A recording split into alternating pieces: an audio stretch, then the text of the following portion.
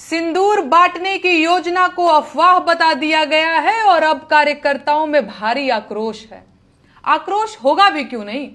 70 सालों में पहली बार खुलेआम छेड़खानी और आवारागर्दी करने का मौका मिल रहा था। दूसरों के घरों में सिंदूर लेकर जाने का अवसर बन रहा था। मन में पराई औरतों को सिंदूर की डिबिया देने के सपने पल रहे थे, पर सब पर पानी फिर गया। लफंगों ने मन ही मन कितने सारे डायलॉग गढ़ लिए थे। सिंदूर बांटते वक्त क्या क्या दुव्यर्थी बातें बोलनी हैं, वो सब भी मनोज भैया और रवि भैया से लिखवा लिए थे। सिंदूर बांटने के लिए मोहल्लों के घर आपसी सहमति से बांट चुके थे, लेकिन अचानक यहां भी सीज फायर हो गया। इस योजना को भी अफवाह बता दिया गया। हाय रे सीज फायर, हाय हाय। ये दुख खत्म काहे नहीं होता भाई। अब बेचारे कार्यकर्ता बोले तो बोले क्या, शिकायत करें भी तो किससे, उन्हें तो अपनों ने ही लूटा। खैर, योजना शुरू होने से पहले ही सिंदूर की डिब्बियों की शॉर्टेज हो चुकी थी। बेचारे कार्यकर्ता कुर्ते की दोनों जेबों में सिंदूर की डिब्बियां भरकर टहलने लगे थे। कार्यकर्ताओं में एक नई उमंग, एक नया उत्साह दिखने लगा था। लग रहा था जैसे पार्टी ज्वाइन करना सफल हो गया हो। लेकिन हाय रे किस्मत, देश की आम जनता इनकी मंशा समझ गई। महिलाएं सशंकित हो गईं, पुरुष चौकन्ने हो गए और घरों के बुजुर्ग गरियाने लगे।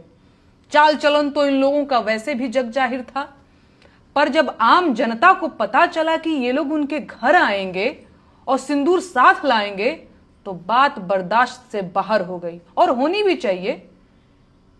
क्या पार्टी वालों को यह नहीं पता कि पराई औरतों को सिंदूर नहीं दिया जा सकता? क्या पार्टी के नेता अमेरिका और लंदन से आए हैं कि वो इस देश के धर्म, रिवाज और परंपरा को नहीं जानते? या वो इस देश की आम जनता को मूर्ख समझते हैं? कहीं ऐसा तो नहीं कि वो देश की जनता की सहन शक्ति चेक कर रहे थे? इन पार्टी वालों को क्या लगता है 5 किलो मुफ्त राशन देकर देश की जनता को खरीद लिए हैं क्या? मदर इंडिया फिल्म के सुखी लाला बन गए हैं ये लोग। मुफ्त अनाज के बाद सिंदूर देंगे, इतनी हिम्मत हो गई, इतना मन बढ़ गया। आप लोग जानते हैं ऐसा क्यों हुआ है? इन लोगों ने कदम कदम पर आपके सब्र का इम्तिहान लिया है।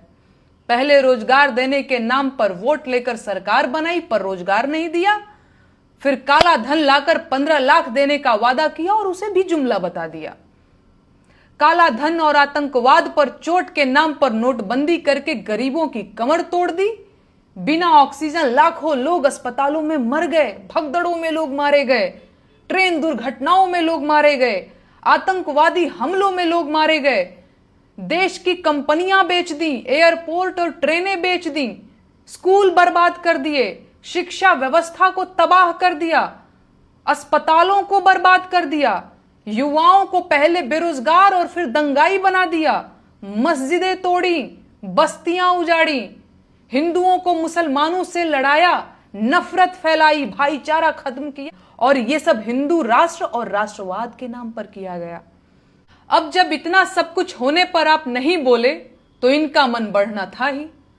अब नौबत ये आ गई है कि ये लोग राष्ट्रवाद के नाम पर आपके घरों में घुसना चाहते हैं, औरतों को सिंदूर देना चाहते हैं। अभी भी वक्त है, जाग जाइए, वरना वो दिन दूर नहीं जब ये लोग देश सेवा के नाम पर आपके घर में आकर बैठ जाएंगे और घर का एक कमरा देश के नाम पर मांगने लगेंगे। अब मन बढ़ने की कोई सीमा तो होती नहीं है। बाकी आप खुद समझदार हैं, अभी भी इतनी देर नहीं हुई है कि गलतियां सुधारी न जा सके।